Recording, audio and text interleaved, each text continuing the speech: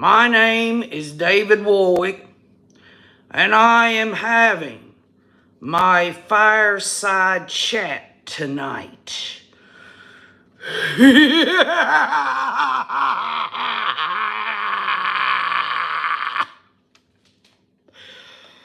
have a lot of things that we've got to discuss. The end of the world is in my dreams and visions. And I just want to talk to y'all about the invasion of our own government siding with China and Russia. During my fireside chats, I see it clearly. We shall be invaded from the north. Canada is sick and damn tired of taking all the people out of the United States to make them what they are. So they're going to come down here and they're going to take us over from the north. The south, we're going to have Mexico. Mexico is going to come up with all these hombres. They're all going to be packing. They're going to have great big sombreros on, and they're going to be doing the cha-cha. Yes, there'll be plenty of salsa and chips to go around. From the east, we shall see England. The crass nation of the United Kingdom is going to come in with biscuits instead of crackers. From the west, we're not going to have to worry about foreign invaders because California is going to fall off into the ocean, and everyone that lives in California are either going to die or they're going to move east, and it's all going to come down on our heads. Fortunately, me and all of the others that are at the firesides are going to have our buckets of food. Yet Julie Rowe, she is going to open up her own chain of fast food places up in the mountains. She's going to have these special French fries that are shaped like crosses, and she's going to have like all the Big Macs and double cheeseburgers, and they're all going to have these symbolic pickles on them. David Warwick, as I speak to you through someone else because I testified in Chad's trial that these are not my visions. These are what's been given to me. What has been given to me. And so people are going to think that this is divine stuff and not the mere fact that I, myself, have mental illness. Hello there, everyone. KJ here. Is there nothing I wouldn't do to kind of put a little satirical nonsense in anything, right? Well, y'all, today on Difficult Research with Cresha K. Easton, hold on just a second. I'll tell you what, this is getting on my nerves. That's my deal there. Today on Difficult Research, we got testimony from David Warwick. And from Kobe Ryan. And really, I'm not going to go into Kobe Ryan because really there wasn't a whole lot that really surprised me about his testimony. But I will say this, y'all. It was heartbreaking and it was hurtful when they showed pictures of Tylee and JJ. And Kobe was up there. Just the pause in his testimony when he looked at those pictures, it hurt me, and I'm sure it hurt Cresha and her family. But back to David Warwick, I learned some new things, and I want to thank Donna Donald, if she's here or if she comes on the rewatch, for replaying his testimony during a break, because it all started caving in. I was like, wow. I was thinking about Lori's trial, and I also was thinking about Chad's preliminary hearing. And I thought, wow, there's some things that he's never gone into descriptions about. And so I thought, this is really filling in the blanks for me. And this feeling inside of me, y'all, I don't know what it was. Maybe it was just, I was hearing something new and it just didn't sit right with me, like the stuff that we learned at Lori's trial or at Chad's preliminary hearing when we first heard it. It just didn't sit right with me. Maybe it didn't sit right with you. But listening to that testimony of David Warwick, I had told y'all the last time that I was on the live stream that I felt like David Warwick was harmless. And even today, y'all, some of y'all are going to disagree with me, and I'm sorry, but this is just how I feel about it. David Warwick was a useful idiot. He was not, I see nothing in him at all. I mean, I don't feel that at all. And maybe I'm just ignorant and stupid. But I do believe he is shielding himself, not from doing evil deeds, because some of y'all believe that David Warwick did some evil things or was part of things. I believe if he was, it was him, Melanie Gibb bringing him in on it. Because from his testimony, and not that I believe he lied about certain things, and we'll go over that. The bottom line is I just don't see him as someone like Melanie Gibb or Zulema or Melanie Pulowski or Alex Cox or Lori or Chad. I just don't. And so we're going to go over his testimony from what I see. I can only demonstrate what I see. I am going to be looking for y'all to give me your comments. I want to start off by giving a comment that was put in Cresha K. Easton's Difficult Research's comments there in the chat. I just thought it was really, really a good comment. And that was from a Ravina Denver who said, if David thought Chad was off, like he said in his testimony, why were him and Melanie Gibb trying to get a blessing from Chad or Lori when he had his nightmare? Think about that. Those are things that I have to think about. Really, think about it. If David Warwick woke up from a nightmare and all this testimony today was, I told Chad he wasn't a prophet and only a prophet could usher in the 144,000 and I didn't think Chad was all that or anything like that, then why would he and Melanie Gibb need a blessing for David Warwick's nightmare? VixTech says Melanie Gibb is shrewd as hell. Karen Lee Holland says that David Warwick is protecting Gibb and himself. VixTech also says I needed to hear David Warwick's testimony again. And Donna Donald, you've been doing an incredible job on Difficult Research. I love your commentary. I love your voice. And I appreciate you standing in right there for Cresha. I really appreciate that. Melanie Gibb's demeanor changed day 1 to day 2. Her true self came out, says Beach Bum. Crowdsource Illumination says, if I woke up from a nightmare, the last person I'd want to see is the chin. Exactly. So anyway, I'm going to go over this, y'all, like I always do. It's only what I'm thinking. When we have heard the testimony of different witnesses in Lori's trial or Chad's preliminary hearing or his death penalty trial now, when we hear what's coming out of their mouth, whether it's something we've heard before or not, the bottom line is things start to click in there. And the storyteller says, I don't think he had a nightmare. I think he and Melanie are covering up something.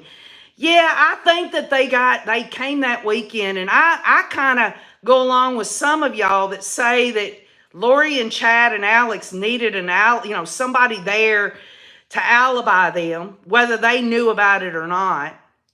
Ravina Denver says, why is it when I hear a Southern accent, I immediately know I'm going to hear some good old common sense? Well, I'll tell you what, Ravina Denver, hearing David Warwick's voice today, I think, who was it? Somebody, and maybe you're on here now, said his voice sounded like nails down a chalkboard. And that the way he talked, it was just loud in some ways. CSI Crowdsource Illumination says blessings are so sacred in LDS, and supposedly David barely knew Chad. Well, I'll tell you, he really knows how to muddy the water, don't he, CSI? Donna says, glad to serve my sisters. Bring justice to JJ, Tylee, Charles, Tammy, and Joe. Thanks for supporting Kresha K at Difficult Research. Always and forever, Donna. Even after this case is over, whatever Kresha decides to do on YouTube or any other platform, KJ's going to be right there in the chat with her. So anyway, I'm going to go through this, y'all. And again, I ain't got no answers. All I got is what KJ sees, okay? So let's just get to it. When John Pryor began cross-examining David Warwick, his demeanor changed. And the reason that I wanted to bring that out is because when you had the regular cross-examination from this Rocky fella, you saw that things got a little heated there in John Pryor's cross-examination. But let's go over the cross first, and then we'll go over the, not the cross, but the direct examination, then we'll go over the cross. Okay, y'all? So David Warwick testifies that he initially met Chad in 2012, and how he's able to say, well, I met him and I knew him because of what? He said Chad had done a book for Julie Rowe. Now, many of y'all know, well, maybe not many, but some of y'all know, because some of y'all have researched way back, like old KJ has. Julie Rowe had some books published by Chad Daybell, and at this time, y'all, back in this era between 2012, around 2012 to 2015, Julie Rowe was actually very popular. Everybody was going to hear her speech. They were buying her books. Even if you look at her thing on the back of her books, she seemed like a good old LDS girl. Everybody was fine with her for there a while. And so Julie Rowe was very, very popular. And Chad Daybell got in with Julie Rowe by publishing some of her books. That's what got him where he was going to go. How his name was even brought into anything. The reason that Chad Daybell was able to initially establish himself and his publishing company was not only from the hard work that his wife Tammy did to get it off the ground, but because Chad actually got Julie Rowe and was able to publish some books for her, and that gave him name recognition. So David Warwick says on direct examination that Chad had somehow, y'all, do y'all notice the answers are not there, but somehow Chad started to call, text, and email David Warwick around 2015. Again, how did he get a hold of David Warwick? We know David Warwick at this time was doing all these firesides and everything. And maybe in his own right through people talking, hey, have you heard David Warwick said this? Of course, we know Kresha's done some research on David Warwick and his dreams and visions. He had some pretty apocalyptic beliefs there about, the end of the world. He said he had visions about the governments and we're going to, crumble and we're going to be invaded and all this other stuff.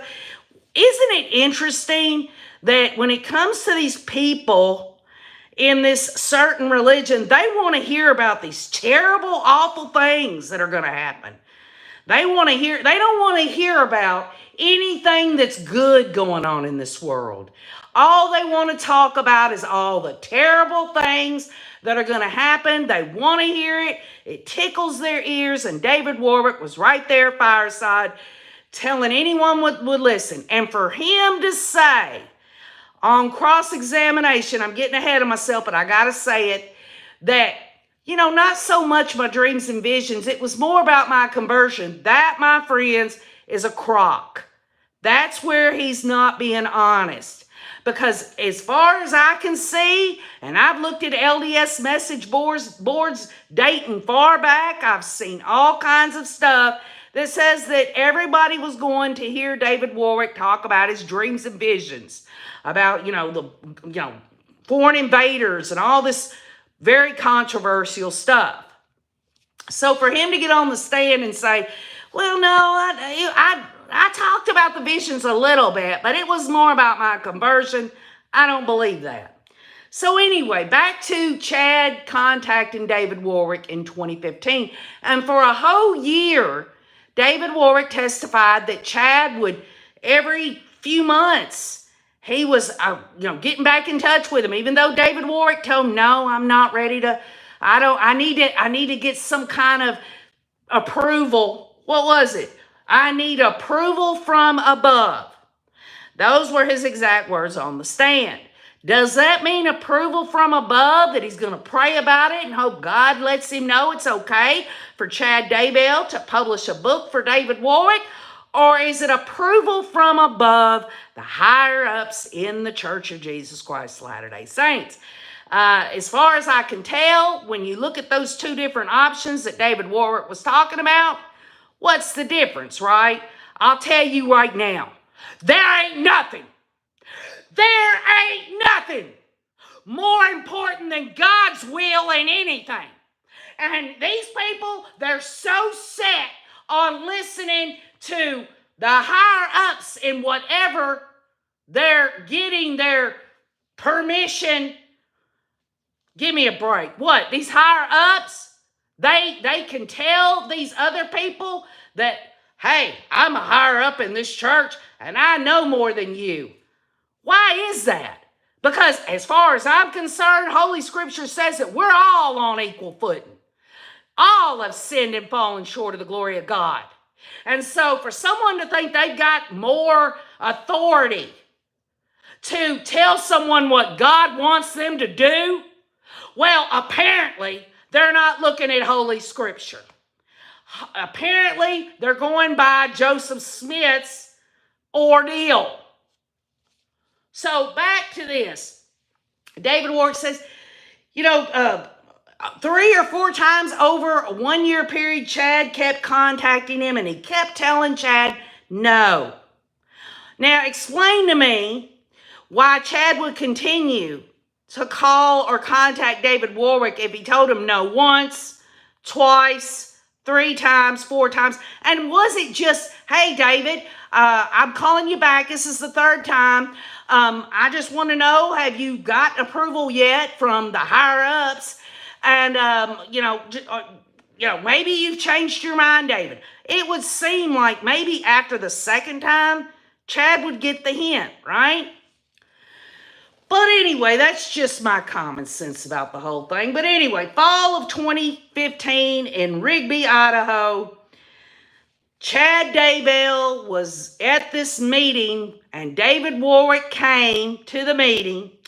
And the meeting was about priesthood power and the darkness of the world. And it was never specified whether this was an in-home meeting, whether this was at a church, whether this was at, I think it might have been at John Miller's house, but I don't know. It said John Miller reached out because David did firesides and John Miller knew who David Warwick was and thought that David would be interested.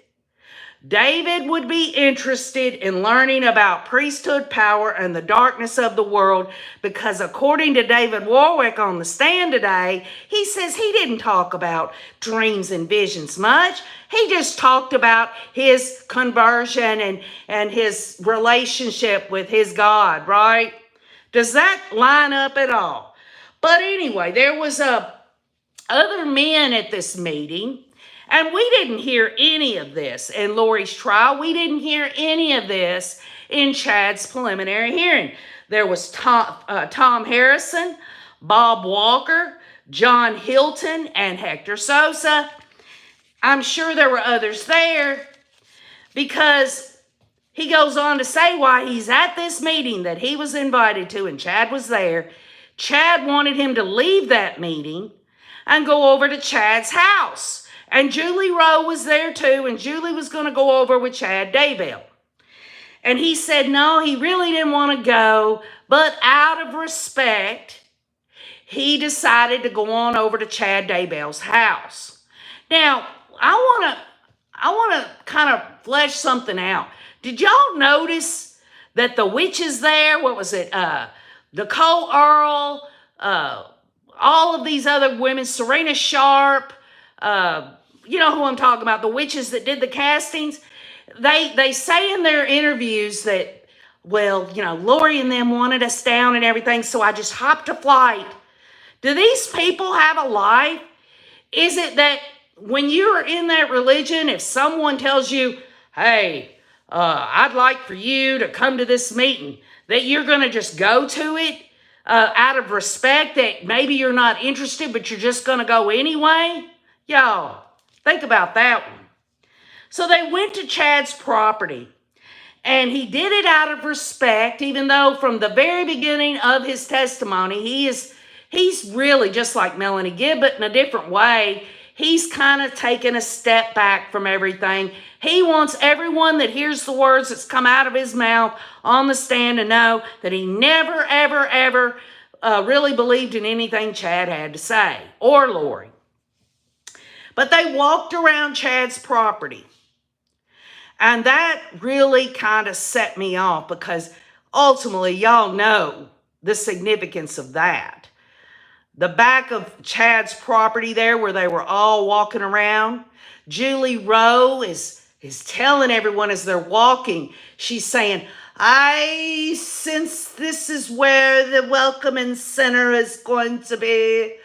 There's going to be a set of stairs that lead up into the baptismal. You know, she is talking about her vision about Chad having whatever that is, that structure, y'all. And it's my contention, the freaking damn Church of the Firstborn. Julie Rowe is right on board. She is right on board. And you know what? At this time, with Julie Rowe walking out there in Chad's backyard, Chad, in his own mind, y'all, he really thought at some point he was going to get with Julie Rowe. I guarantee you, if he'd have had his way, he'd have got with Julie Rowe over the hussy any day. He would have gladly gotten with Julie Rowe. A lot of Chad Daybell's ideas come from Julie Rowe. So anyway, they're back there and they're talking about this building, this whatever it is, it's going to be on the back of Chad's property. And don't y'all find it interesting that when Lori was arrested and Chad was still out in 2020, that he wanted to get a modular home and a concrete slab. And initially, y'all, I thought he's just trying to hide those bodies. And yes, I'm sure that was part of it. But it would not surprise me at this point, y'all, that he was going to put that modular building on the back over top those bodies as the foundation of his Church of the Firstborn. Those innocent, murdered lives were going to be the foundation. I know that's only hypothesis, but it just makes so much sense to me. So, several other men were there, says David Warwick, but he doesn't know their names, and that is scary, y'all. Is it that David Warwick does not know the names of these other men? Or is it that David Warwick is trying to protect these men? He didn't have a problem naming this Miller guy or this Hilton guy or this Harrison or Sosa or Walker guy, but he stays very quiet about whoever these other men were walking around behind Chad's house on his property. Let's be clear. They wouldn't have walked in that front yard. Y'all have seen Chad Daybell's house. There is hardly any front yard. It was the acreage, y'all. John Pryor says the acreage. They're walking around back in the backyard, y'all, where those children's bodies would eventually be discovered. So, they John Pryor talked about, asked about, no, it was on direct examination. Excuse me, y'all. I'm just getting direct and cross mixed up. Sorry about that. On direct was asked about Tammy, and David Warwick says Chad brought her in the room, and she said hi to everybody, and then she left, and she wasn't interested in anything. Those words of Chad brought Tammy in, it's almost like Tammy was having to be submissive to Chad, and it was Chad that would bring her in to meet everyone. That if Chad could only he'd have to bring his wife into the room. I know that sounds kind of strange, but it just hit me that way.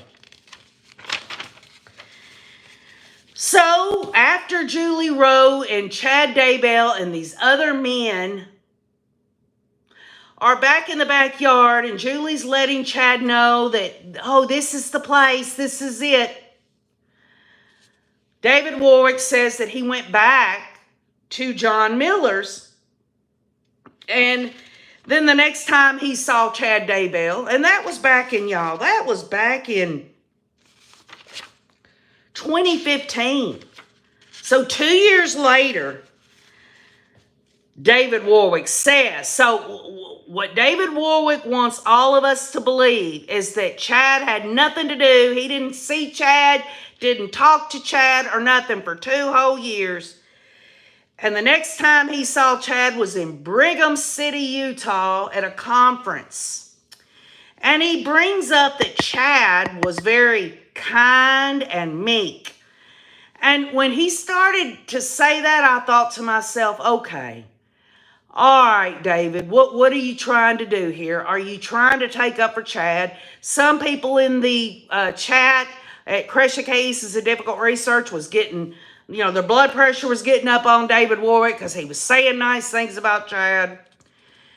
And they don't go into what he was there for at the conference in Utah or anything like that, but we can all be pretty much assured that it's a bunch of crock, it's stupid stuff that continues to radicalize these people, okay? So then again, David Warwick tells on direct that they met again in Arizona, Chandler, Arizona, August of 2019 at Lori's house. They had a luncheon, and Chad and Lori and Melanie P. and Alex and Zulema and Julie Clement, like he can't remember that woman's last name. It's Julie something, he said. And then this Rocky prosecutor guy says, well, it isn't Julie Rowe. And he said, no, but he knows who it is. It was Julie Clement. Melanie Gibb and David Warwick were there. And the subject of their conversation at Lori's house, and y'all got to understand, at this time, Charles has already been murdered. And they're there with Lori and Chad. And they are all in this conversation, says David Warwick, about the 144,000 and the gathering up of all of them. And he says that that Chad and Lori were responsible and called to lead the 144,000, and yet he says he wasn't sure if it was Chad or Lori, but it doesn't really matter if David Warwick said, well, Lori said it, but Chad didn't, because Chad's right there. He ain't there going, no, Lori, we're not leading the 144,000. So, yes, Chad and Lori was there to discuss it with their newly minted cult crew there. And it was David Warwick that during all of this time, he's talking about, well, I told Chad that it would have to be a prophet, that he wasn't going to be the one. Think about that, y'all. If David Warwick actually told Chad Daybell, I don't believe you. It'd have to be the prophet. I'm assuming he's meaning the prophet at their church, or someone that's up in the Church of Jesus Christ Latter-day Saints or something like that. Do you really think that Chad would have continued to let David Warwick hang around? Yes, I know at the end of it all, Lori and Chad sat on Melanie Gibbs' recording there that David Warwick was leading her astray, but think about it. They continued to allow David Warwick to be around them before that, during all of that. So I don't believe David Warwick when he says things on the stand that says, I was taken up for the church and all that. I don't believe it. He says he told Chad that he does not believe that Satan can Satan does not have the power to push people's spirits out of their body. And that Satan couldn't do that. That his God has made it to where that can't happen. Well, I'll tell you what, David Warwick was around when they were doing all this. You think Melanie Gibbs not telling David Warwick what's going on with the castings and all this other stuff? I mean, come on, y'all. You would have to believe that Melanie Gibb did everything she did and never told David Warwick anything. That David Warwick was showing up with Lori and Chad and the rest of them, and he hadn't a clue about all this other stuff. Well, he had a clue that Chad and Lori was saying that Satan can push people out of their bodies. Does David Warwick want everyone to believe that Chad and Lori thought God Almighty gave them the power to do this, when he himself is saying that Chad and Lori was saying Satan? It tells me that Chad and Lori were absolutely, their God was Satan, because Satan, they're telling David Warwick that Satan has the power to do this. They're not saying God has the power to do this. They're saying Satan has the power to do this.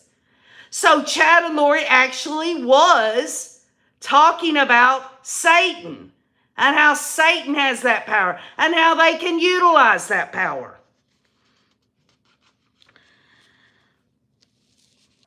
Let me just say it like this. David Warwick said on the stand that he did not believe that Satan had the power to push people's spirits out of their body. He told Chad that.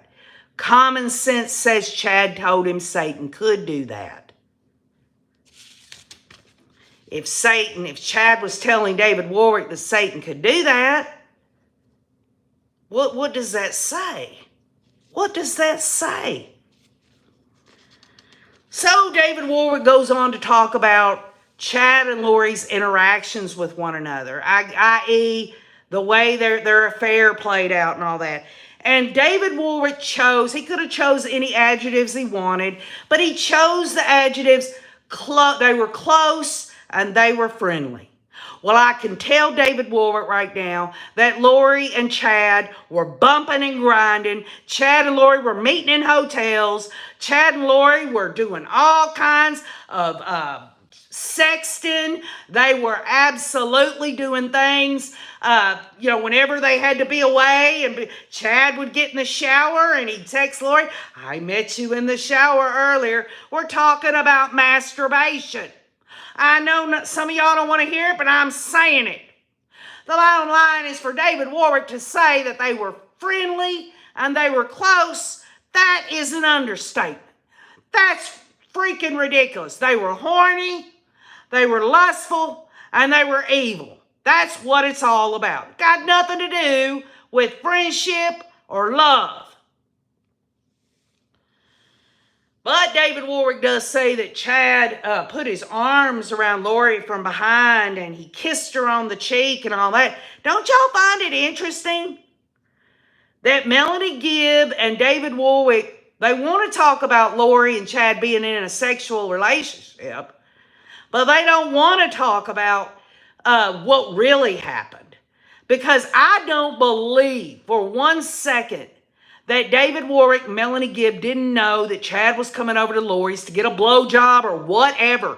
Take her off into another room and play with her. Or that he had spent any time in the bedroom with Lori while David Warwick and Melanie Gibb were there.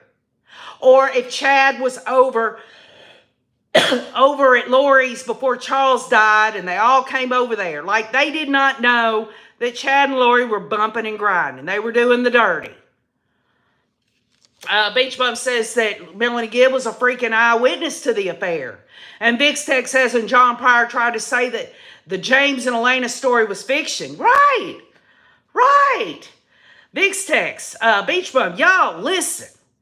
John Pryor has absolutely come up with valid things that if you take it in its singular thing, it sounds like it makes common sense, but you have to look at everything to decide whether that makes sense at all.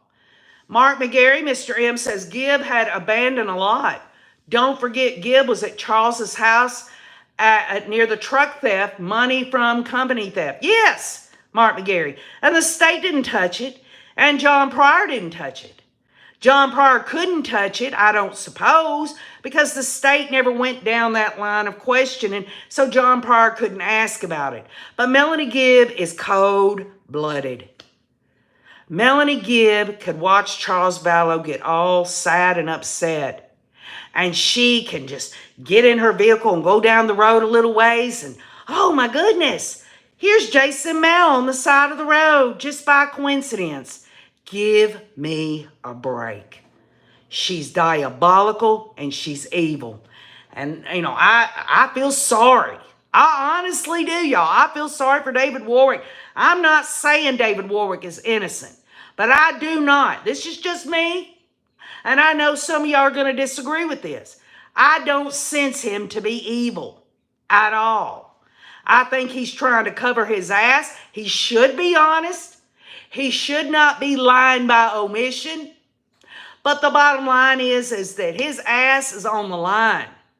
And he's not going to do anything to disrupt his membership in that church or see anyone, let anyone see him with any kind of criminal mind. Because, y'all, I just don't believe it. Somebody give me the evidence. Just because this man is kooky and does these dreams and visions stuff. The bottom line is they all do, which is another thing John Pryor brought out today. That if Chad sees visions or anything like that, that's not abnormal. That's normal within their religion. So he was able to get that out of David Warwick, just as he got out of Melanie Gibb, this other stuff that was normal in the church. These visions and things, even Melanie Gibb said, no, that's not unusual. In fact, Melanie Gibb said Chad could see visions. So, as far as Chad and Lori's sexual relationship, you're not going to get much out of Melanie Gibb and David Warwick because just as I've always thought, and many of y'all do, back when they were all starting to get together, this was going to these conferences, they were all basically in this polygamous or wife swapping, this role playing stuff, that it was just the thing. It was the trend in their church. And there was a lot of people going behind the regular mainstream aspects of the church to be able to enjoy it and get a little excitement out of their religion. I don't think that he was involved or knew the extent of what happened, says Heidi's mind. Well, let me be clear with you, Heidi. I do believe before David Warwick left that Monday morning on September 23rd of 2019, I think he understood what happened. I do. I really do. It's interesting that on direct examination, he says that the reasons he went to Idaho was, number one, his son had moved up there. I think his name's Nicholas. And he wanted to go visit him. He also said there was that conference on that Saturday. The Evidence of the Book of Mormon or whatever. And he also said this, verbatim. He said, Melanie Gibb and Lori were going to do a podcast. He didn't say, me, Melanie Gibb, and Lori were going to do a podcast. He said, Lori and Melanie Gibb. This goes back to some of your question, where you say, where the hell? Where is that podcast? Where is the evidence that it was ever recorded? Y'all, it was never recorded. There was no podcast. No podcast. So then on direct, he says that from September of 2019, which was September 20th on a Friday, to September 23rd, which was that Monday morning when he left. He said he was going to see his son, the Book of Mormon Evidence Conference. That Melanie Gibb and Lori were going to do a podcast. Later on, he says it was all three of them. Which is it? He says that he saw JJ playing games on that the Saturday, and Warwick let everyone know, which I didn't know this, that he had a son who has Down syndrome, and it was irrelevant. But I don't know if it could have been Saturday, y'all, because he says that JJ was cutting cardboard out of a box to make a little house. And I think this happened on that Sunday because the pizza boxes, remember that? And I just think that he's either purposely saying that it's Saturday. He does say this. He says that he saw JJ after coming back from that real estate property thing. So what is it? Why couldn't somebody, the state or John Pryor, say, when you saw JJ when you came back from seeing that property, was he in his red pajamas? Was this during the time that JJ's picture was taken while he was sitting on the couch that Sunday? That's what I want to know. He says that during that weekend, Chad showed up 2 or 3 times. He said he never stayed more than 30 minutes to an hour. And I don't believe that either. I don't believe that. I think Chad stayed longer than that. I think Chad came over and got him some sex from Lori. I believe it. And the only reason that David Warwick, Melanie Gibb doesn't go into this sexual relationship is because they don't want their church to know that besides seeing them talk and maybe lightly kiss on the cheek, that they didn't want the church to know that they knew this sexual relationship was going on in the same house as David and Melanie Gibb were there. That's what I think. T.S. Jackson 72 says, I think Chad came downstairs with those scratches on his neck that he blamed on JJ to convince David Warwick that JJ was a zombie. I also think Chad scratched himself. Beach Bum says, seems like it would have had to be poor JJ. Yeah, right, CSI. Was that before or after the GHB? I throw the theory out there that they all do a little bit of dosing on the GHB. How else do you explain all these people always talking like they're freaking high as a kite? I think they do it and think, oh, it's okay. This GHB is something that, I mean, look at y'all. Joseph Smith wasn't exactly clean. They just pattern their life after people, right? Right. Beach Bum. David Warwick, Melanie Gibb weren't exactly single. And of course, John Pryor, we'll get to that. David Warwick tries to make it out like, oh, you know, I didn't do anything wrong.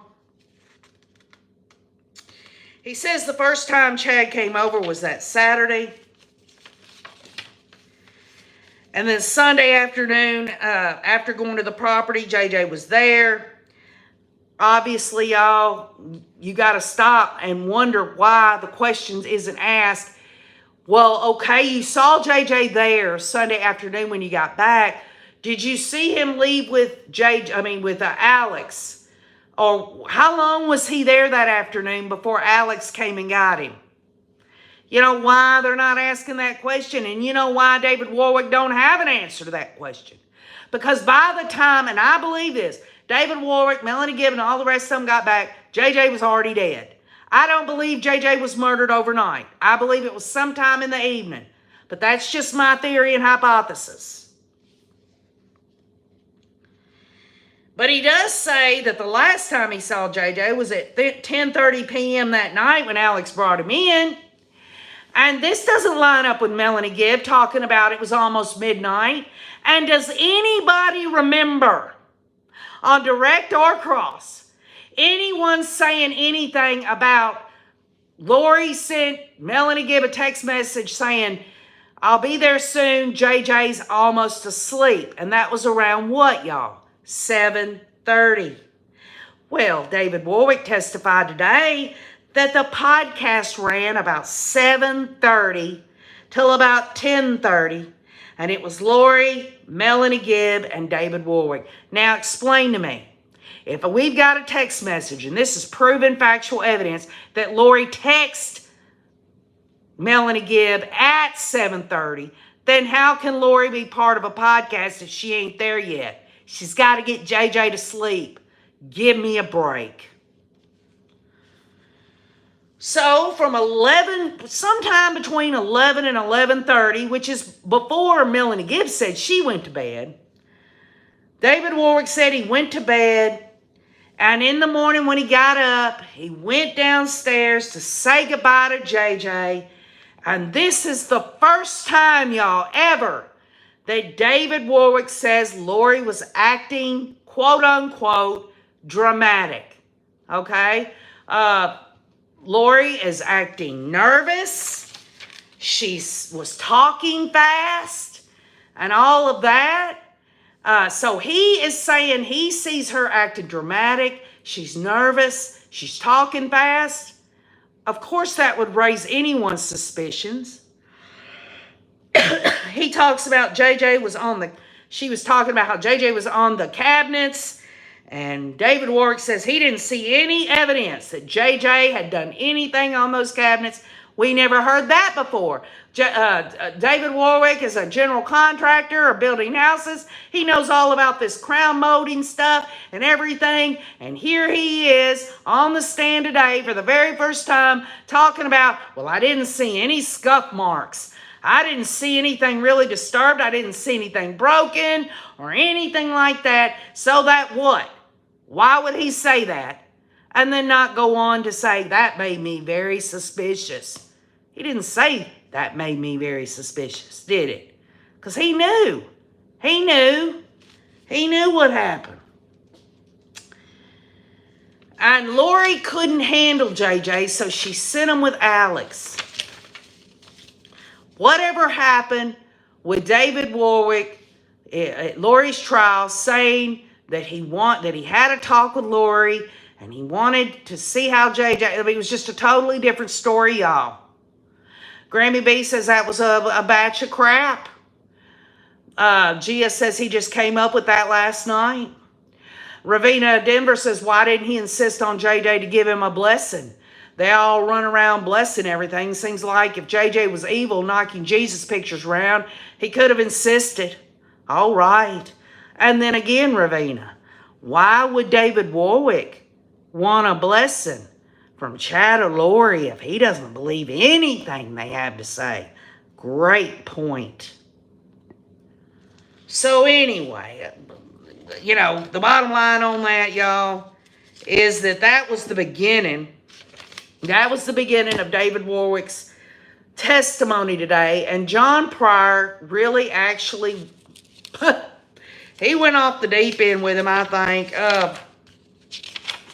He talked about John Pryor said, okay, so you've got these special gifts, right? And this is when David Warwick talks about I have the special gift. Let's see, special gifts that Zulema has the power over the elements of the earth. Alex was an angel that was some angel in the Book of Mormon there. And David Warwick said that his special gift, what was it, y'all? What was David Warwick's special? No, David Warwick's special gift that he thought Melanie Gibb had was that she had this gift of dealing with non-believing. What was it, y'all? Non-believing. Let's see what that was. Hold on just a minute, y'all.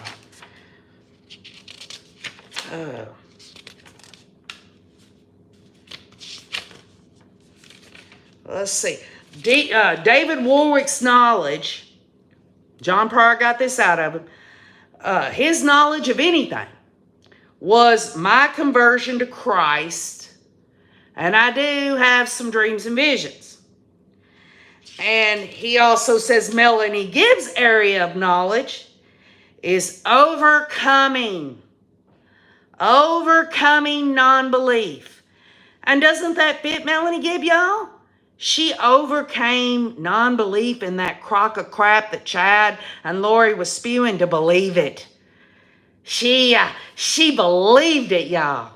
She at first, she felt a little icky in her stomach, but after a while, she began to accept that she was one of the 144,000. Give me a break, y'all. John Pryor began his cross-examination by obviously soling up David Warwick real good by asking about him and Melanie Gibbs' marriage. David says that him and Melanie Gibb met in 2012 at a UVU conference, but they didn't start dating until August of 2019. And John Pryor brings this out, and y'all, it's really ironic, isn't it, that John Pryor has to be the one to bring this out, but he does. He talks to David about, you were so offended.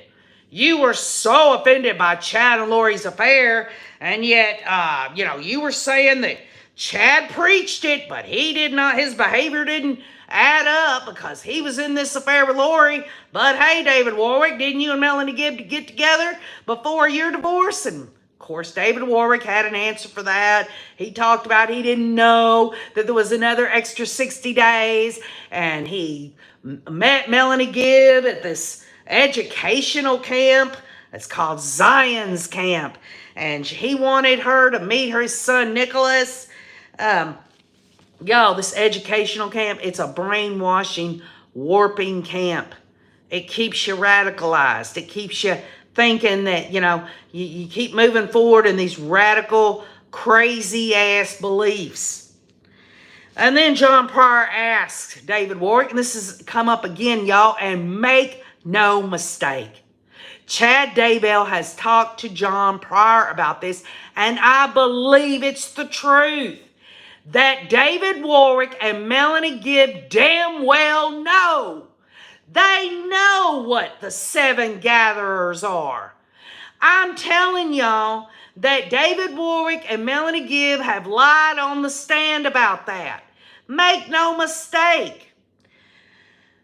David Warwick says he's not familiar with it, which is a lie. And John Pryor is alluding that Melanie Gibb was one of those 7 gatherers, y'all. And David Warwick says, I don't know. I didn't know about that. David Warwick says that he wouldn't, at these firesides, he wouldn't go on and on about his dreams and visions. I know I touched on this earlier, y'all. He would talk about, it was more about my conversion and all this and that. But he did confess, and the jurors got to hear that David Warwick has visions about foreign invasion and his, all of this crazy stuff. And you got to wonder if these jurors are sitting there going, they got to look past it, y'all. They got to look past it. But how about this, y'all? How many times did John Pryor keep trying to tie Melanie Gibb in with Kobe Ryan's testimony with David Warwick?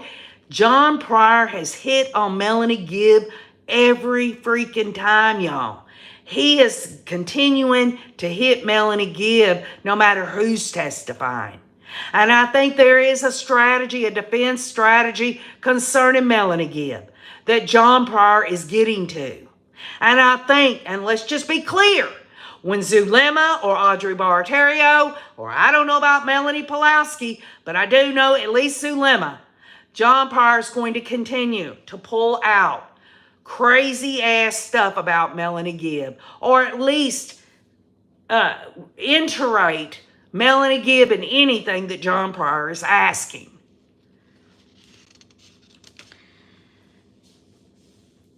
He got David Warwick to say that visions are consistent with his faith, and that Chad had visions, and that wasn't nothing strange. And y'all might not think, well, KJ, that's no big deal. Well, folks, when these jurors are faced with text messages talking about even the light and dark stuff that they talked about, the jurors are going to say, well, according to Melanie Gibb and David Warwick, some of this stuff was, some of it wasn't really out of the ordinary. So we get to it. We get to Melanie Gibb's area of knowledge, which is overcoming non-belief, which, y'all, she is so pathetic. And that somehow David Warwick wants to say reflexology instead of energy work. Give me a break. Organizing podcasts and events. She didn't actually speak in them, but she organized the events. She gathered the people together, just as Chad, just out of nowhere, she texts or, gets a hold of her on whether it was social media or text message and says, hey, Melanie, hi, sweet Melanie, will you help me put an event together? We all know Melanie Gibb was one of those gatherers. And then John Pryor wants to play semantics, basically. He talks about, hey, David Warwick, isn't light and dark just the same as good and evil? And David Warwick kind of says, yeah, right. And then he goes on to say, well, what about portals, David Warwick? And he asked David Warwick about Melanie Gibb actually teaching. Melanie Gibb actually teaching about dark portals. And y'all, that was part of the evidence that Melanie Gibb actually did teach about dark portals. Does it matter if Chad or Lori taught Melanie and she went on to teach someone else? Or how about the fact that maybe Melanie Gibb, all along, she just meshed right on in with Chad and Lori because her ass was creepy and nutty and kooky before Chad and Lori got together. So yes, a text message does confirm that Melanie Gibb taught. She taught about dark portals.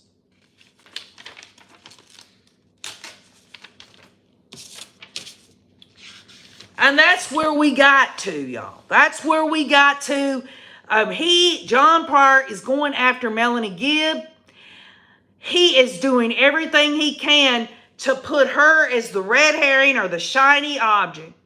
He is going to do whatever he can to normalize anything that any of these people were doing, whether it's visions, whether it's vibrations, or whether it's portals, or anything like that. John Pryor's going to do he even brought up about light and dark. He didn't go into the rating of that. He just said, well, the church, they know what light and dark is. It's in their scriptures and everything else. So he failed, and I think the prosecution should have went back and said, okay, David Warwick, and maybe they'll come back on recross, because John Pryor is still cross-examining David Warwick, but the state should come back and say, well, John Pryor asked you about whether your belief system and the church you come from believe in light and dark. Do they believe in rating people light or dark? Now, if the state will say that, ask that question to get an answer, I'll feel just a tad bit better about who's covering for who. But if the state does not ask that simple common sense question about using the ratings and whether or not that is part of their church, then I'll know and I'll be reaffirmed in that there are certain subjects that the state of Idaho are not going to ask in the protection of the Church of Jesus Christ of Latter-day Saints. Chad taking notes to give Pryor a laptop, recent law library searching. Yes, Mr. M, I believe Chad Daybell has absolutely been a big help to his defense. He's helping John Pryor. They're like the dynamic duo, are they not? If you watch them and zoom in on them, Chad is, it really goes back to that one thing in Chad's preliminary hearing when John Pryor got the name wrong and Chad Daybell corrected him. It's like that right now. Mark McGarry says this jury is not stupid. They'll see through this smoke. Karen Lee Holland says absolutely Chad was hands-on. Grammy B says, before testimony today, I heard that she wasn't liked by his children. After he testified, seems plausible to me.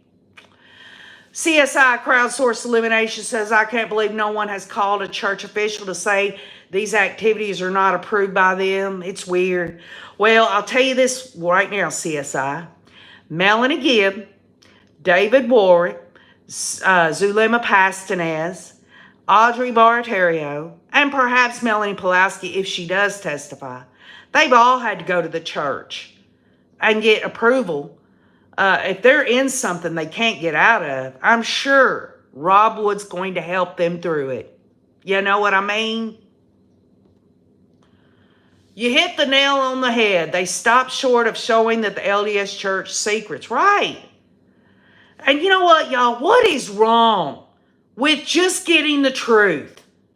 How can the truth hurt an organized religion?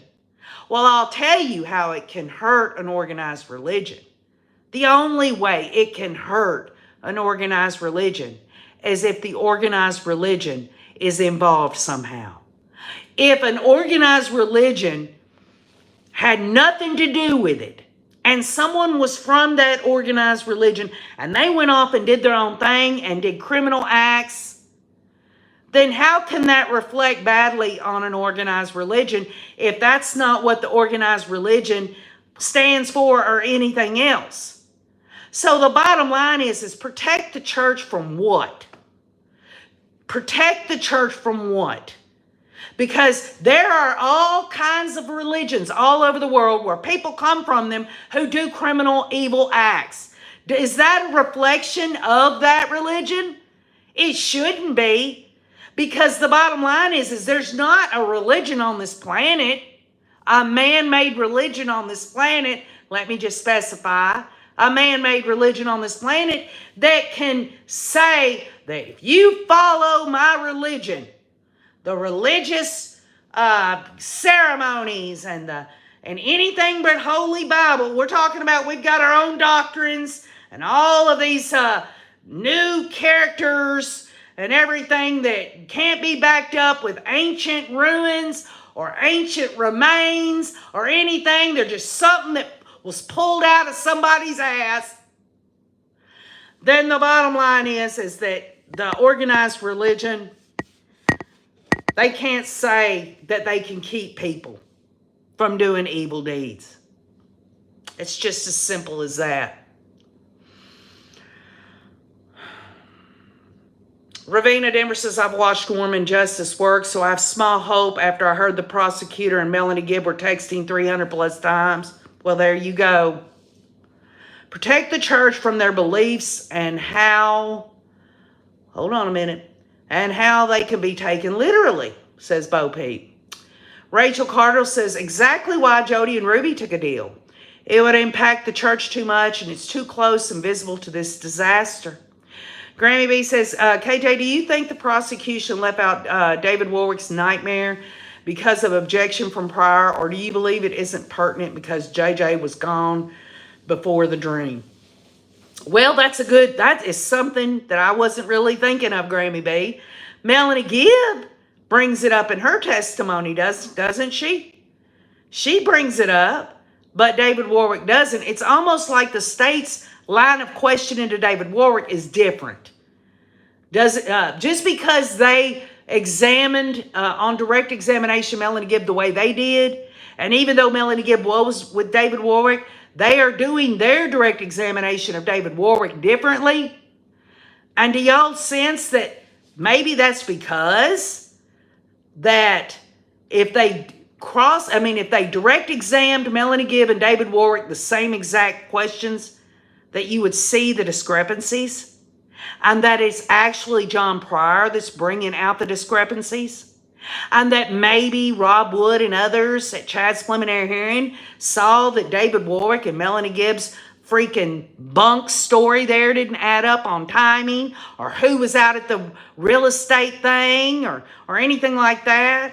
And this whole idea that David Warwick met Lori and them in the park, and they were talking about some invisible building and all of this and that, and how, oh, can't you see it? It's got arches and it's made of stone and all this. And David Warwick wants to sit there on the stand and act like that he was just, I don't see it, but I'm still hanging out with these nut jobs.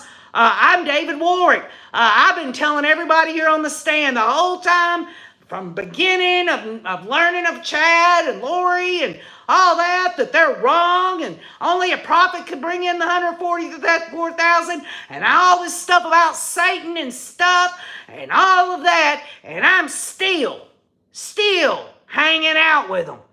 I'll tell you what, y'all. I'll even put a little credence on David Warwick. Maybe David Warwick was pussy whooped about Melanie Gibb.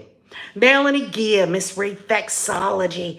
I am a knowledgeable person on unbelief, and I am for health and reflexology. I can really do it, David Warwick. Come on, Davey. Give me the David Warwick slam bam. Thank you, ma'am.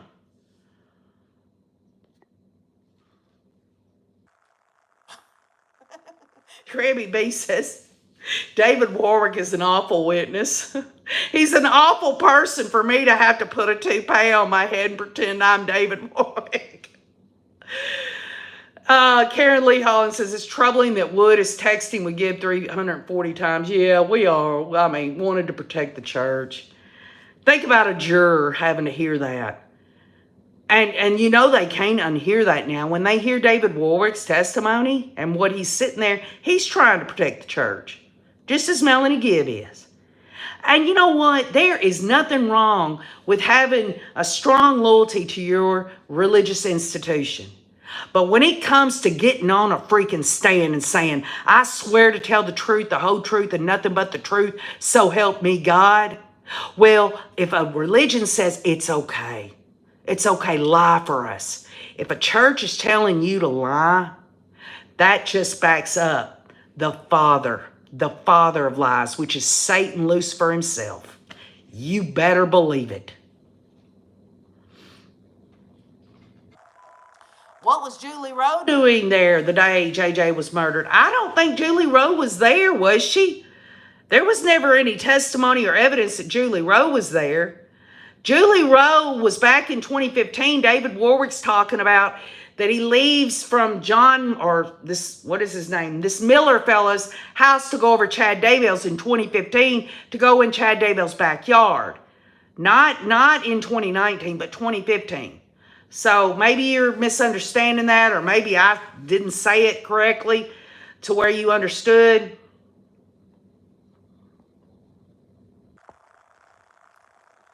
Jen Marr says, is it just me that the timeline is jumbled? Those jurors must be confused. Jen Marr, I think them jurors are really listening. I think the jurors are having to take in a lot of information. I don't know about anybody on here, but old KJ's been praying every day for these jurors, for them to be able to see the truth through all these lies. I want so much for justice to unfold. You cannot get true justice if all you're doing is lying to protect anything. And really, ultimately, why does a church that's supposed to be the only church, the only real church, why do they need protecting anyway? Wouldn't God be enough to protect them? God is omnipotent and powerful, but I guess it must be their God who can't do that, because they have to have a lot of people lie for them, or lie by omission, or do things behind people's backs. The hypocrisy is stunning. Yes, Maria P. Warwick did say that Julie Rowe was there, not to see the property, though. He said that it was a realtor, and then a couple came by. Was that Julie Rowe? Oh, she's back again? Maybe I misunderstood. I think you might be right. I didn't get that part. I guess in my mind, I was thinking about when the state said that wasn't Julie Rowe that was at Lori's and it was Julie Clement. I do remember now that Melanie Gibb in her last police interview with Hermosillo and Ball there was saying that Lori had something against Julie Rowe or whatever. It wasn't Julie Rowe. It was one of her friends. I believe it was Michael or the guy that was always hanging out with her. Did he, Jenmar?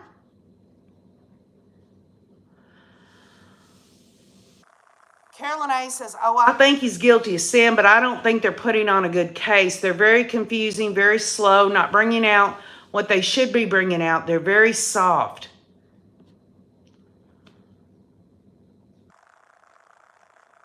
Heidi's Mind says that was in 2015, looking at Chad's property. Okay, Jenmar, here, this is what I recall, and maybe you're right.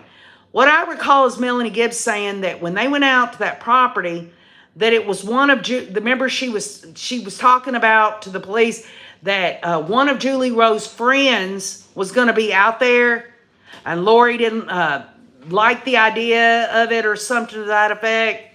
But in terms of 2015, David Warwick says that Julie Rowe was behind Chad's property, which is different than the property that they went to see on September 22nd of 2019, that Sunday. And again, this goes back to this. If John Pryor is telling everyone that Chad Daybell was at church on Sunday before going out there, and that, hey, didn't Chad Daybell show up on that property? Not his property, but the other property that the realtor and all that, the realtor Ron. And he was in his church clothes and all that. Folks, all anyone has to do, the state can confirm whether Chad was in church that morning or not. And I believe that Chad probably was at church that morning with Tammy and his kids, or at least some of his kids.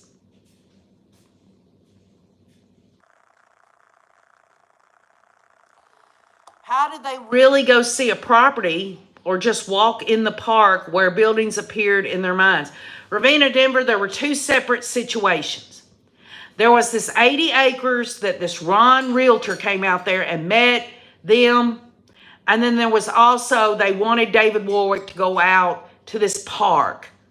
And this is where Lori and Chad was basically acting like Julie Rowe did in 2015 when she walked behind Chad's property and saying, I see the building here. The vision is here, Chad.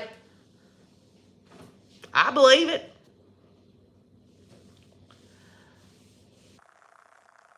Yeah, Jenmar.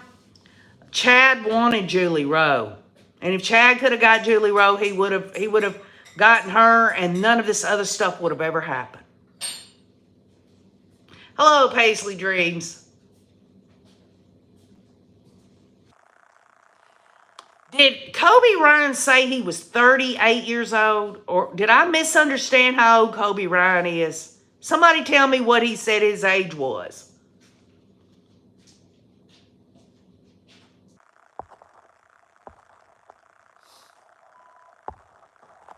Does anybody know? And Pryor missed his best argument to get death penalty dismissed early. He's 28. Okay. Thank y'all. I apologize. Y'all, it is hard to keep up with all this stuff. But I do so much appreciate Kresha K. Easton of Difficult Research, along with the help of Donna Donald and all the people that are on Difficult Research. We're going through this together, y'all. Tomorrow is more cross-examination of David Warwick, and we're going to see how that turns out. And I love you all.